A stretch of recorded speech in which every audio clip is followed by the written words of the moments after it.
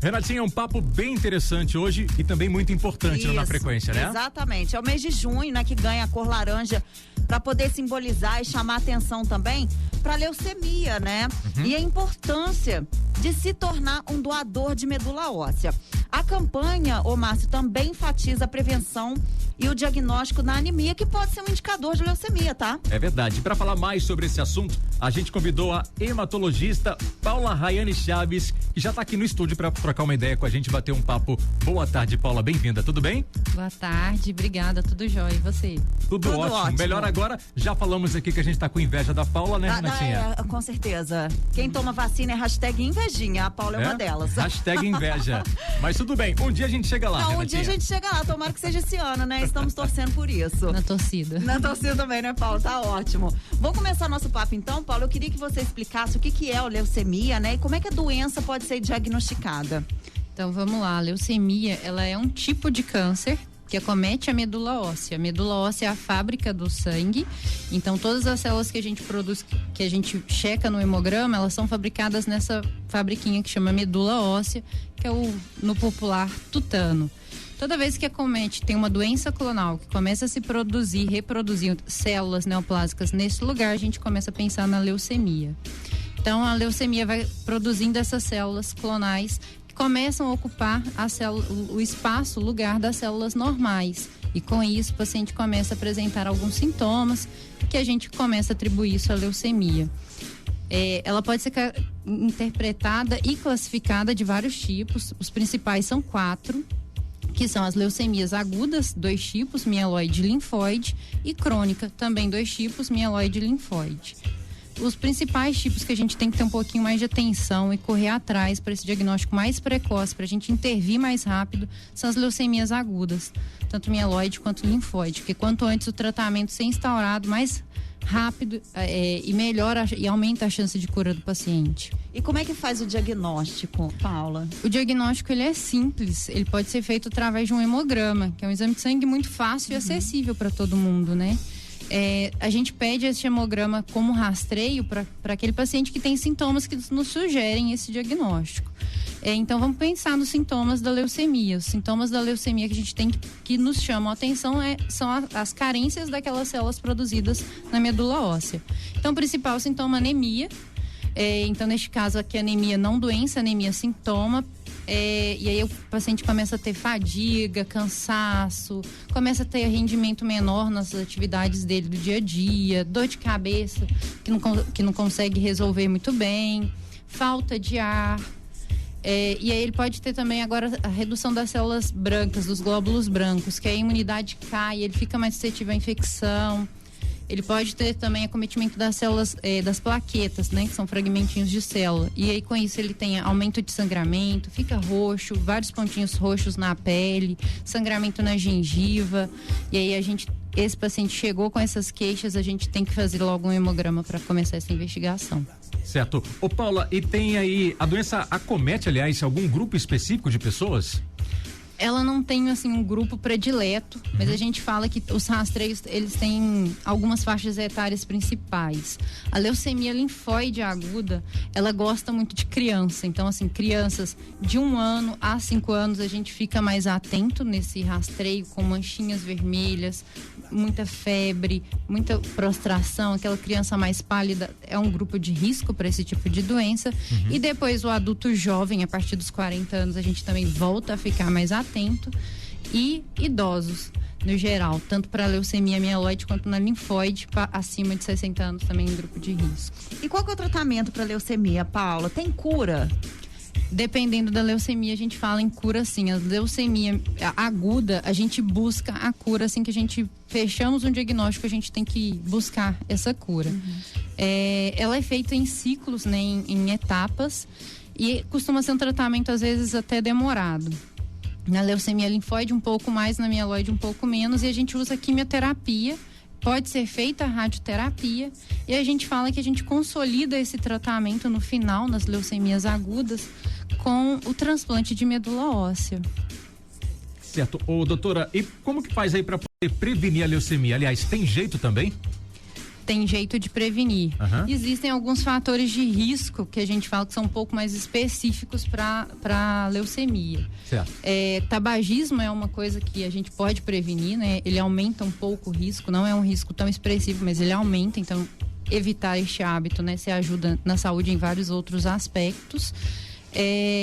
As pessoas que têm algumas exposições ocupacionais, gente que mexe com benzeno, né, gasolina e derivados, tinta, podendo sempre usar máscara, no caso da tinta, no caso da gasolina, usar a proteção da luva, isso ajuda a prevenir. No resto não tem muita proteção, é fazer o cuidado do dia a dia com a saúde mesmo e ficar atento, buscar esse tratamento, identificar logo, né, os sintomas precocemente para buscar um tratamento. Eu não sei se você chegou a falar, eu acredito que não, mas a leucemia, ela tem algum fator genético também ou não? Ela pode ter fator genético e ela pode acontecer do acaso também, mutações do acaso, que é o que mais ocorre, na verdade, é o mais frequente. Uma mutação do nada que acontece, então uma pessoa ter na família nem sempre quer dizer que o resto da família tem risco para aquela mesma leucemia. Tá.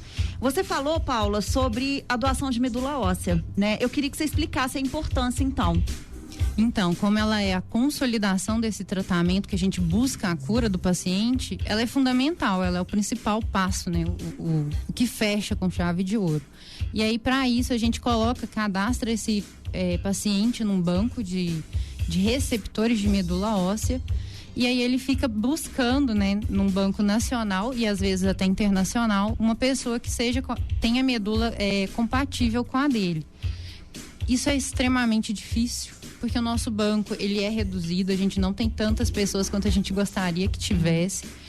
E acaba que às vezes a gente procura, inclusive, pessoas da própria família para doarem para aquele paciente. Irmãos, pai e mãe, para conseguir fazer esse tipo de doação. Certo, Paulo. E o que fazer para ser, então, doador de medula óssea? Aí é fácil. Aí é fácil. Aí é fácil. Para ser doador de medula óssea, tem que procurar o Hemocentro. Vamos lá no Hemominas, ali na Barão de Cataguases, gente. E fazer o cadastro. Você vai falar que quer ser doador e a gente encaminha vocês lá pro segundo andar para fazer o registro, o cadastro. E aí coleta um exame de sangue. E com este exame de sangue simples, você já fica dentro do cadastro. É muito fácil mesmo. Facílimo, né? E como é que você analisa o cenário das doações, Paula? Tem muita gente aí na fila esperando por um transplante de medula óssea? Tem muita gente na fila. Acontece muito de não ter, por exemplo, na própria família alguém compatível, alguém que possa ser elegível para doar. E aí esses pacientes são colocados no banco de espera, nesse banco, né, de receptores de medula óssea. E é achar uma agulha no palheiro, né? E aí é difícil achar o compatível e é difícil ter muitas pessoas, tem poucas pessoas ainda neste cadastro. Nossa, é importante, né? Muito. É muito importante se cadastrar, então, para ajudar, né? Nessa questão da doação. Ô, Paula, e para as pessoas que têm medo de se tornar um doador nesse momento de pandemia, qual a mensagem que você poderia deixar para essas pessoas? Não vamos ter medo, vamos pensar não só na gente, vamos pensar no outro. A doação de medula óssea, ela tem que ser um pouquinho desmistificada, a gente tem que ver ela como ajudar o próximo mesmo, e ela não te causa tantos problemas, ela não vai te causar dor, não é um procedimento cirúrgico, muitas vezes as pessoas têm medo por causa disso. Ela pode ser mais simples. Então vai lá, bate um papo com a gente pode explicar o passo a passo, como as modalidades de transplante que existem e de doações. Então eu acho que é legal, vai lá e faz o cadastro e pede para conversar com a gente. É bom porque é importante você ter falado isso, Márcio, porque tem muita gente que tem realmente desmistificar, porque realmente tem muita gente com medo, porque faz punção, né? Que fala assim, tem que fazer punção, tem que enfiar uma agulha nas minhas costas para poder fazer o transplante e tudo. Mas não precisa ter medo disso, né, Paula? Não precisa ter medo disso. Existe essa modalidade, é a mais frequente, mas o doador ele tem uma analgesia adequada, ele tem uma sedação, então ele não sente dor, isso é no centro cirúrgico, mas é super seguro. E é tranquilo, quando sai do procedimento ele já não tem mais dor nenhuma e a gente calcula a dose que a gente coleta deste exame. Ele é mais simples do que parece. Pois é. E é um procedimento, assim, mais ou menos rápido, demora, como que é, Paula? Ele é mais ou menos rápido, mas não diria tão rápido assim. Mas é tranquilo, né? É tranquilo. E nesse momento de pandemia, como é que fica, assim, esse procedimento, essa logística? Tem segurança? Como que é? Porque as pessoas também têm medo, né? De se expor dessa forma. Não, claro. Tem sempre que ter segurança. Os centros transplantadores, eles têm se pautado em algumas regras de coletar o suave para investigar o Covid. Tudo sempre super higienizado. A equipe toda que está sempre dando assistência, sempre respeitando os protocolos. Então, assim, é seguro. Dentro desses espaços é um lugar bem seguro. Eu queria que você repetisse, então, como que faz para a pessoa ser doadora? Vamos lá. Então, vamos lá. Para ser doador, você vai lá no seu hemocentro mais próximo, vai fazer o cadastro, vai chegar na recepção, vai falar assim, eu quero doar medula óssea também, que já aproveita e doa sangue também. Junto, é verdade. Já vamos aproveitar e doar o sangue. Vai falar isso, na hora que for fazer o cadastro, já vai ser encaminhado para o segundo andar do Hemominas aqui de Juiz de Fora, e lá vai preencher uma ficha e vai descer para coletar uma amostra de sangue. É simples. Maravilha. Muito bom. Paula, a gente agradece a sua vinda aqui à Rádio Cidade, também na frequência, pra gente trocar essa ideia. Pode ficar à vontade para passar os seus contatos, redes sociais, para quem quiser saber um pouquinho mais sobre o assunto. Isso. Então, gente, olha, é importante, vamos lá doar. Doa sangue também. Eu queria muito agradecer a oportunidade, eu acho que é extremamente importante mesmo. Podem ficar à vontade para me procurar. O meu Instagram é paulauti.